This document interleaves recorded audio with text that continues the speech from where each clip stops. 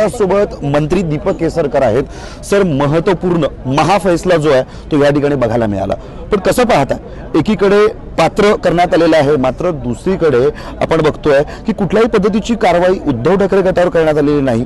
कसं पाहताय? कोणच एका पद्धतीने शेवटी आपण बघा, आपण लोकशाही प्रधान देशामध्ये राहतो आणि लोकशाही ही पक्षामध्ये सुद्धा असली पाहिजे, हे ते कधीही मान्य करत नाहीत। हे त्यांनी कधीतरी मान्य करायला शिकलं पाहिजे।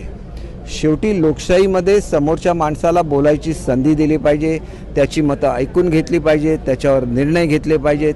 मी म्हणेन तेच खरं, मी म्हणजेच पक्ष, हे कुठेतरी थांबलं पाहिजे। आणि हा एका तऱ्हेने एक शिकवणी आहे की लोकशाही देशामध्ये पक्षामध्ये सुद्धा लोकशाही असली पाहिजे, जी कंपल्सरी आहे। इलेक्शन कमिशनच्या दृष्टीने सुद्धा प्रत्येक पक्षामध्ये लोकशाही असायलाच लागते। तुम्ही अशी अमेंडमेंट करणार की मी अपॉइंट करणार लोक, तीच मला मतदान करणार आणि मी त्या पक्षाचा प्रमुख होणार, असं चालत नाही। खालीपासून इलेक्शन्स घ्यायला लागतात। पवारसाहेब आपल्या पक्षामध्ये घेत नाहीत का इलेक्शन?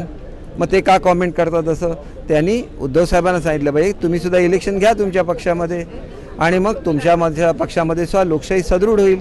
बाळासाहेबांनी हे केलं म्हणून त्यांचा पक्ष मोठा झाला। ते प्रत्येक शिवसैनिकाचं ऐकून घ्यायचं। इथं शिवसैनिक सांगत होते की तुम्हीच मुख्यमंत्री राहा, परंतु ज्या विचारधारा घेऊन आम्ही लोकांच्या समोर गेलो त्या विचारधारेबरोबर राहायच्यामध्ये चूक काय?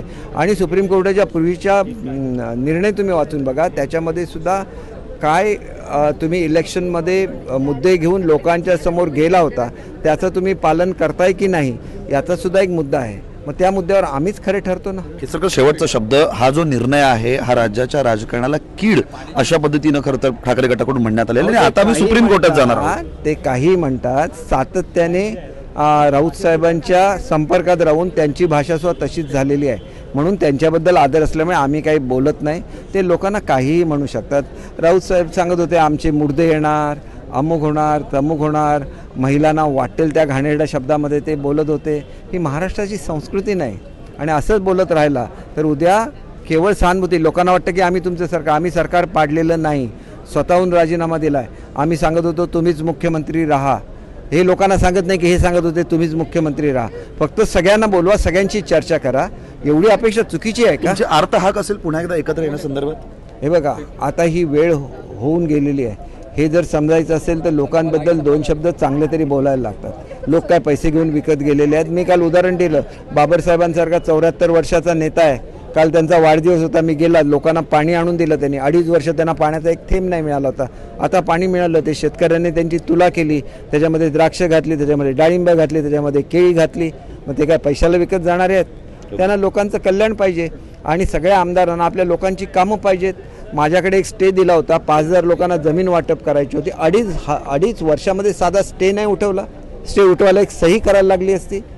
आम्ही आदर बाळगतो म्हणून ह्या सगळ्या वस्तुस्थिती आम्ही लोकांच्या समोर आणायच्या का? आणि काही बोलणार, खोके म्हणणार। खोके ज्यावेळेला आपण दुसऱ्याकडे एक बोट दाखवतो त्याला 4 बोटं स्वतःकडे आलेली असतात, हे प्रत्येकाने जाणून घेतलं असं। आम्ही आदर असल्यामुळे काय बोलत नाही, त्यांनी तो आदर घ्यावा आणि त्यांनी आत्मपरीक्षण करावं आणि लोकशाही मार्गाने आपला पक्ष चालवावा। आपल्यासोबत होते दीपक केसरकर यांनी स्पष्ट शब्दात सांगितलेलं आहे की खरं तर आत्मपरीक्षण करण्याची वेळ आहे। तुमच्यावर आम्हाला प्रचंड तुमच्याबाबत आदर आहे, मात्र आता तुम्ही मात्र याकडं नीट खरं तर बघणं गरजेचं आहे आणि पुन्हा एकदा आत्मपरीक्षण करून लोकांसमोर जाणं गरजेचं असल्याची प्रतिक्रिया दीपक केसरकर यांनी टाइम्स ऑफ मराठीशी बोलताना दिली आहे। व्हिडिओ जर्नलिस्ट तुषारसह हर्षल बदाने पाटील, टाइम्स ऑफ मराठी, मुंबई।